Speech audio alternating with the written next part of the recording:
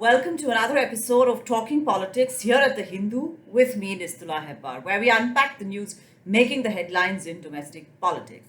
Last week, India got a new vice president, Mr. Jagdeep Dhankar, who took oath of office on Thursday. His election once again highlighted the fault lines in opposition politics, with the Trinamool Congress led by Mamata Banerjee abstaining from voting in the polls for the common vice presidential candidate of the opposition, Margaret Alba.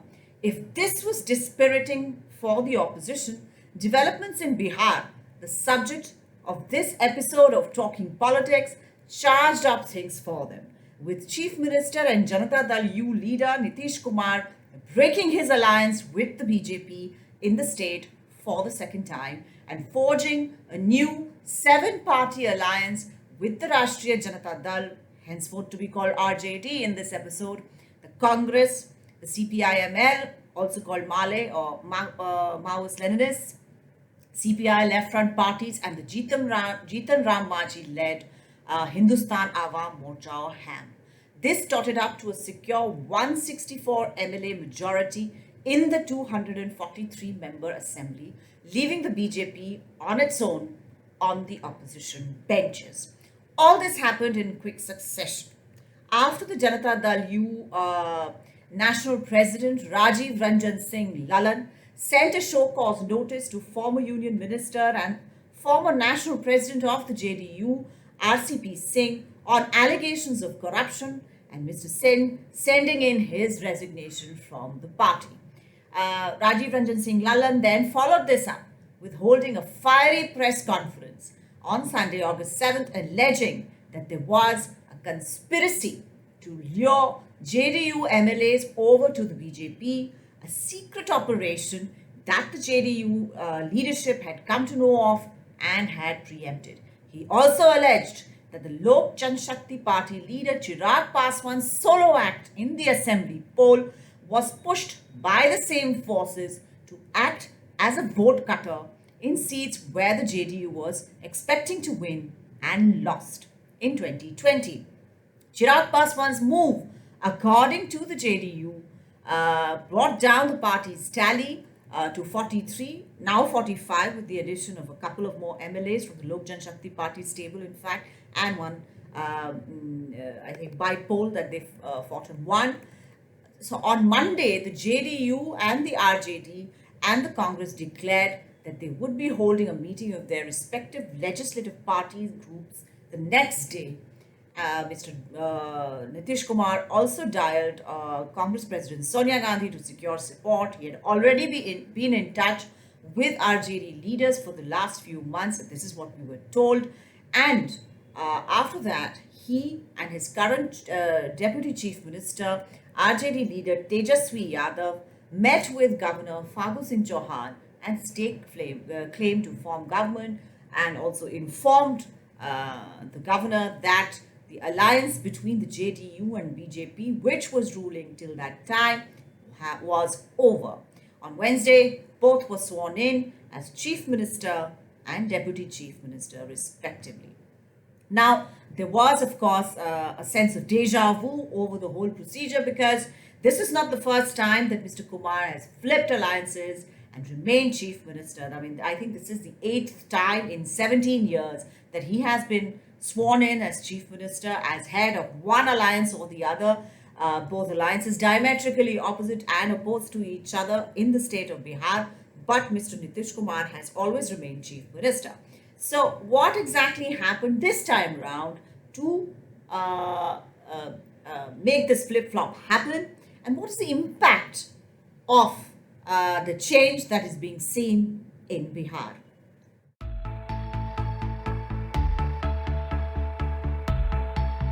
As I said earlier, there is a long history with regard to Nitish Kumar joining and then leaving either the NDA or the RJD mahagathbandhan.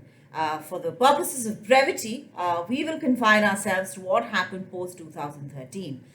In 2013, Nitish Kumar, reacting to the candidature of Narendra Modi for the post of Prime Minister on behalf of the NDA, he reacted to it and he left the NDA after decades together. He declared that he did this to preserve the secular ethos of his party and went into the general elections of 2014 alone, where his party came a cropper. The BJP did extremely well in the 2014 general elections in Bihar. In order to concentrate on his organizational work, because then he realized that he would really have to put in a lot of work to build up the party in order to face the assembly elections in the following year, that is 2015, he appointed Jitam Ram Majhi, who was an MLA and a minister in his government, in his place as Chief Minister. He also forged an alliance with the RJD and the Congress in the run-up to the 2015 assembly polls. This was called the mahagathbandhan. Mr. Majhi's ambitions got the better of him and he lost his position when Mr. Nitish Kumar withdrew his MLAs from supporting that government, taking oath again as Chief Minister. This is again in the run-up to the 2015 assembly elections. Well, in the 2015 assembly elections, the mahagathbandhan swept to power with a massive majority.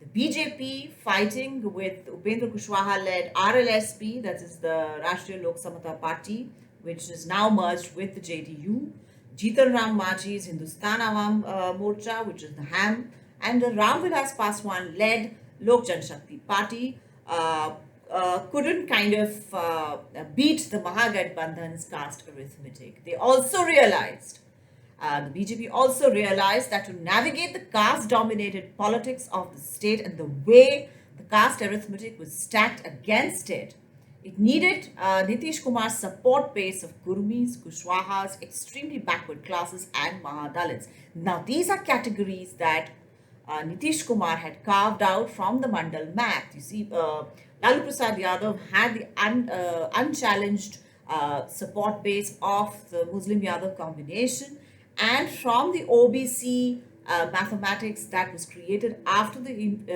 implementation of the Mandal Commission recommendations, Mr. Nitish Kumar was one of the first to carve out some non-Yadav OBCs and EBCs and Mahadalits from the Dalit community sections and forge a nice support base, an interesting support base for himself that, combined with the BJP's upper caste support base, used to give them a good majority in the Bihar assembly. Now, BJP fighting on its own with these small parties, as I said earlier, realized that they would need Mr. Nitish Kumar going ahead in the future. In 2017, following allegations of corruption against the RJD, Nitish Kumar walked out of that government. He staked claim again as Chief Minister, back as the head of an NDA coalition. The truth was that Nitish Kumar felt increasingly uncomfortable with the fact that here was an assertive RJD, which certainly had more MLAs in the alliance than his own JDU party, and there was a younger emerging leadership in the form of Tejashwi Yadav, which was challenging him. In 2017, Nitish Kumar got his old Deputy Chief Minister Sushil Modi back.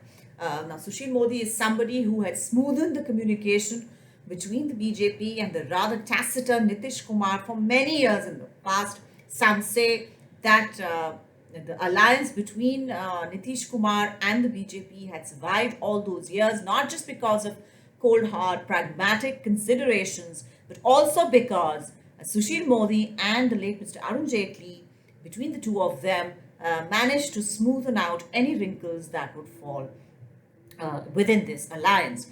The two parties went into the 2020 polls together, BJP and the JDU, and where I said earlier, the Chirag model was deployed. This is basically Chirag Paswan declared that he would not be part of the NDA. He would be fighting the 2020 elections on his own, and he would be putting up candidates in seats where JDU candidates were fighting. Now, this would basically cut into the vote base of the JDU, and the JDU's own calculation says that up to 12 to 15 seats were lost because of this intervention. Now, this was the beginning of the distrust that grew between the BJP and the JDU.